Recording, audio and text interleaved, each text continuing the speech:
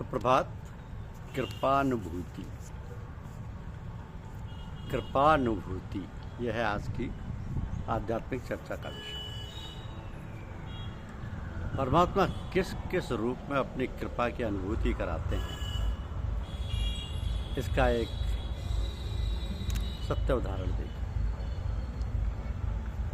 ये बात कोई 8-10 साल पहले की है कि एक परिवार इंदौर से वृंदावन देव दर्शन के लिए आया।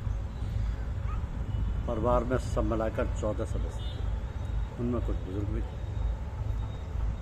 तो वृंदावन में देव दर्शन के बाद गोवर्धन की परिक्रमा करने के लिए गोवर्धन पहुंचे। परिक्रमा करते करते रात्रि के 9 बजे गोवर्धन आकर ठहरने और भोजन की तलाश की, क्योंकि परिक्रमा से सभी थक चुके थे और सभी भूखे भी थे।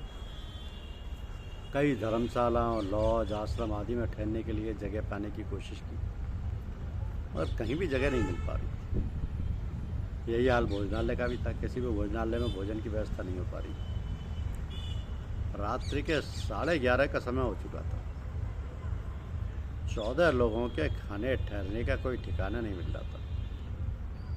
सभी लोग परेशान और आकुल व्याकुल होते जा रहे थे। एक तो पैदल चलने की थकान, दूसरे भूखे। रात्रि के 11:30 बजे का समय, अधिकांश सड़कें सुनसान दिखाई दे रही थी। थकान और भूख से विचलित हम बार बार सब भगवान श्री कृष्ण को याद कर रहे थे। हम भटकते रहे, मगर हमें न भोजनालय मिला और न ही ठहरने की कोई जगह मिल पाई। सभी थक हार कर सड़क पर ही बैठकर भगवान कृष्ण को याद करते हुए सोचने लगे कि हे प्रभु, किस गलती के कारण ये परेशानी आई।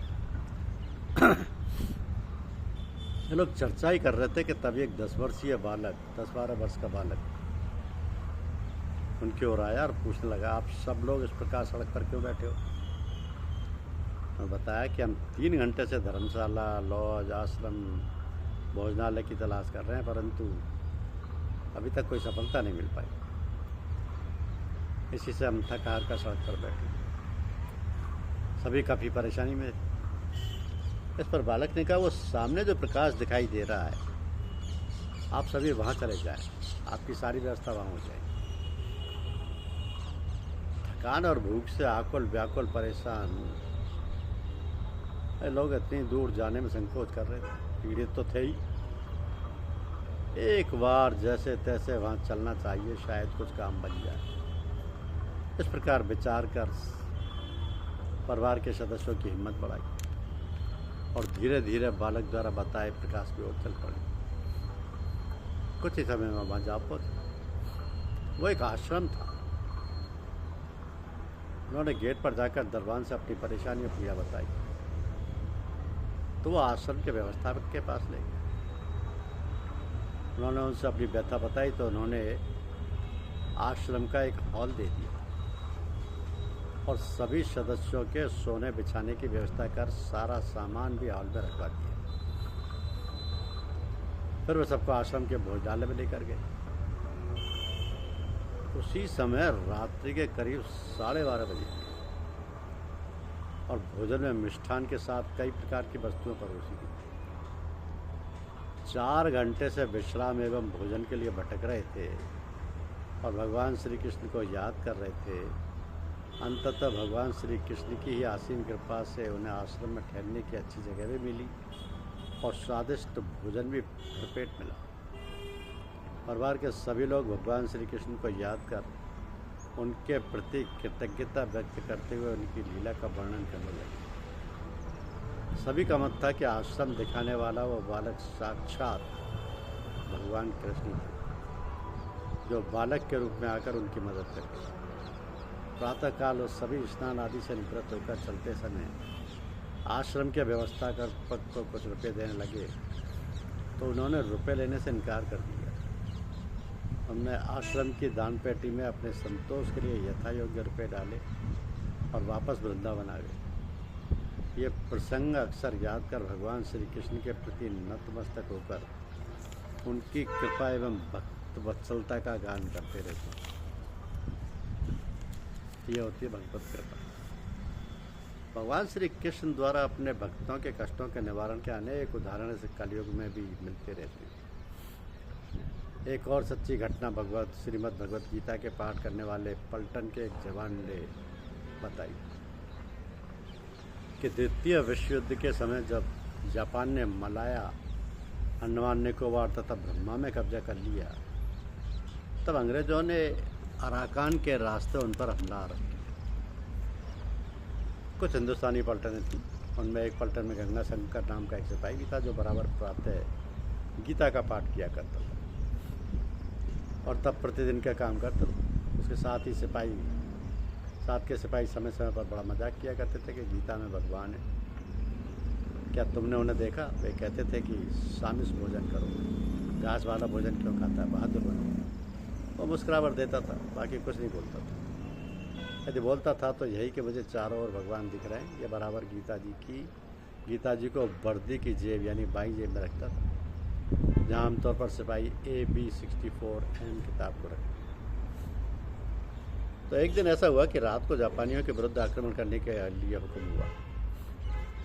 रात अंधेरी थी, सिपाहियों को जंगल में हमला करने के लिए चलना पड़ा। कुछ दूर चलने पर जापानियों ने आक्रमण कर दिया।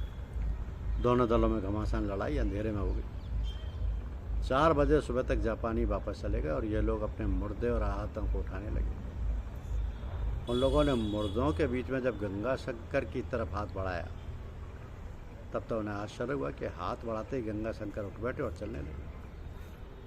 अब सारे के सारे जवान आश्चर्यचकित हो गए कि मुर्दों में से ये कैसे उठा, और उसके शरीर को देखने लगे कि इसे गोली कहाँ लगी। गंगा शंकर ने बाएं पॉकेट जेब को खोला। देखने पर पता चला कि गीता की पुस्तक पर ही गोली लगी थी, जिसको गोली पार नहीं कर पाई। तो पुस्तक एवं पॉकेट का बाहरी भाग ही जला था और चोट से गंगा शंकर बेहोश हो गया। उपस्थित लोग तथा ब्रिगेड कमांडर सब कहने लगे कि गीता जी ने ही इसको बचाया है। इसलिए हम सबको ज्ञान होना चाहिए कि ईश्वर सर्वत्र है और भक्तों की अदृश्य हाथों से रक्षा करता है। भगवान ने गीता में स्वयं कहा है, न मे भक्त प्रणश्यति, ना में भक्त प्रणश्यति।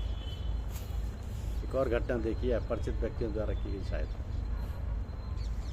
ये घटना 20 फरवरी 2018 मंगलवार की है। ये भयानक हादसा आज भी उनके परिवार के आंखों के सामने चलचित्र सा चलायमान रहता है। घटना श्री विमल जी मूर्ला दिल्ली निवासी के साथ हुई। 19 फरवरी 2018 को वो अपने परिचित के पोते की शादी के लिए उदयपुर गए हुए। दिनांक 20 को प्रातः विवाह से विदाई लेकर वापस दिल्ली आने के लिए वे एयरपोर्ट जा रहे थे। उस समय उनके साथ गाड़ी के आगे वाली सीट पर उनका एक मित्र और ड्राइवर बैठा था तथा पीछे की सीट पर वे स्वयं बैठे। अचानक हाईवे पर पीछे से तीव्र गति से आती गाड़ी ने जबरदस्त टक्कर मारी और दूसरी ओर से आ रहे ट्रक से भी उनकी गाड़ी की जबरदस्त भिड़ंत हो गई। इससे उनके साले को गाड़ी चकनाचूर हो गई और आगे वाली सीट पर बैठे दोनों सज्जन मृत्यु लोक को प्राप्त हो गए। विमल जी पूरी तरह घायल हो चुके थे, किंतु प्रभु हनुमान जी की कृपा से बाल बाल बच गए। पीछे से टक्कर मारने वाली गाड़ी का ड्राइवर की भी मृत्यु हो गई। तेज़ रफ्तार जिंदगी महानगरों की संस्कृति बन गई और इससे संवेदनहीनता और स्वार्थपरता को बढ़ावा दिया। तो महानगरों में लोग ऐसी दुर्घटनाओं की ओर देखकर भी प्राय आंखें फेर लेते। ऐसे में बाबा की कृपा से एक अपरिचित गाड़ी के ड्राइवर ने उनको गाड़ी से निकालने का प्रबंध किया और फ़ोन से उनके बड़े भाई को दिल्ली में सूचित किया। उसके बाद उस सज्जन ड्राइवर ने उपचार कराकर उन्हें एयरपोर्ट छोड़ा।